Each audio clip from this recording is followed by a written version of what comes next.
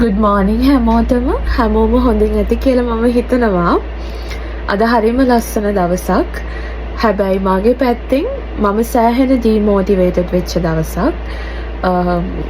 කොච්චර ලස්සන දවසක් වුණත් මිනිස්සු විදිහට අපි නැගිටිනකොට එහෙම නැත්නම් අපි දවස පටන් ගන්නකොට හෝ දවස අවසන් කරනකොට මාරම මොටිවේටඩ් වෙලා හරීම ධනාත්මක විදිහට ඒක ඉවර කරන්න මන් දන්නේ පුළුවන් අය ඇති. නමුත් මගේ විදිහට ඒක ටිකක් අමාරුයි.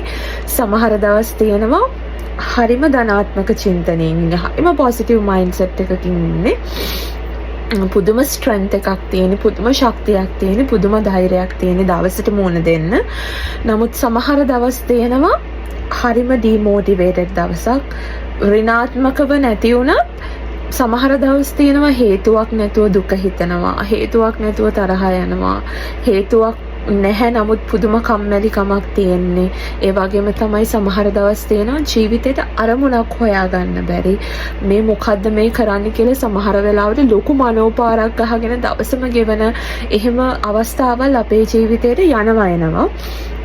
ඉතින් මට අද එහෙම දවසක්. මොකද මම හිතනවා මිනිස්සු හැමෝම අපි හැමෝම අඩු වැඩි වශයෙන් එහෙම ජීවිත ගෙවනවා. එහෙම දවස් අපේ ජීවිතවල පහු වෙලා යනවා. හැබැයි ඇත්තටම අද හරිම ලස්සනයි, එළිය අවුව පායලා. ඉතින් මට හිතුණා වෙනසකටත් එක්ක පොඩ්ඩක් එළියට යන්න ඕනි කියලා. හැබැයි කොච්චර හොඳට අවුව පායලා තිබුණත් එළිය 8යි. feels like කීයද කියලා මම බැලුවේ නැහැ. මම කලින් වීඩියෝ එකක කිව්වා වගේ ස්ප්‍රින්ග් එක පටන් ගත්තට වින්ටර් එකේ අහුමුළු තාම එහෙම් මෙහෙන් යනවා.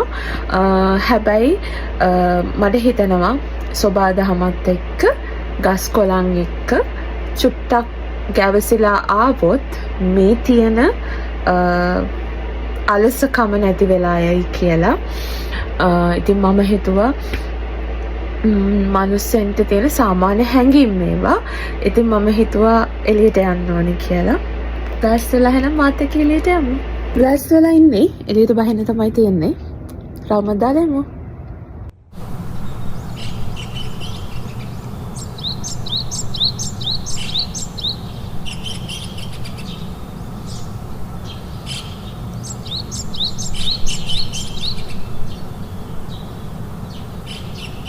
වෙදර් රිපෝට් එකේ සීතල තිබුණාට ඇත්තටම ගොඩාක් සීතල අඩුයි අද. මම මේ ලොකු ගහ ගාව ඉඳගත්තා.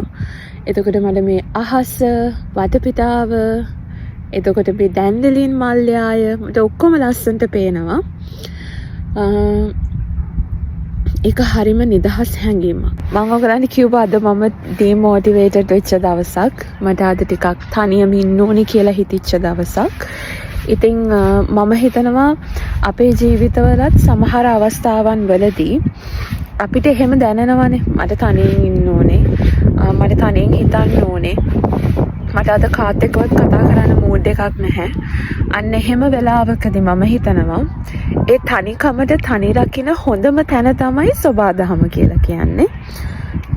පෞද්ගලිකව මම විශ්වාස කරනවා අහස ඇරුණුකොට මේ මහ පොළව දරාගෙන ඉන්න හැම ගහක්ම, හැම තනකොළ ගහක් ඉඳලාම හැම මහා රෝස ගහක් වෙනකම්ම මේ හැම මලක්ම හුස්ම ගන්නවා කියලා. එතකොට කතා නොකර එයාලා අපිව අහන් ඉන්නවා කියලා මම හිතනවා. එක එක විදිහට එක එක මිනිස්සුන්ට තියෙන ට්‍රැක් අතරේ මට තියෙන ලොකුම ට්‍රැක් එක තමයි. ඉතින් මං හරි ආසයි ඒ සෝබාදහම ඇතුලේ අතරමං වෙන්න.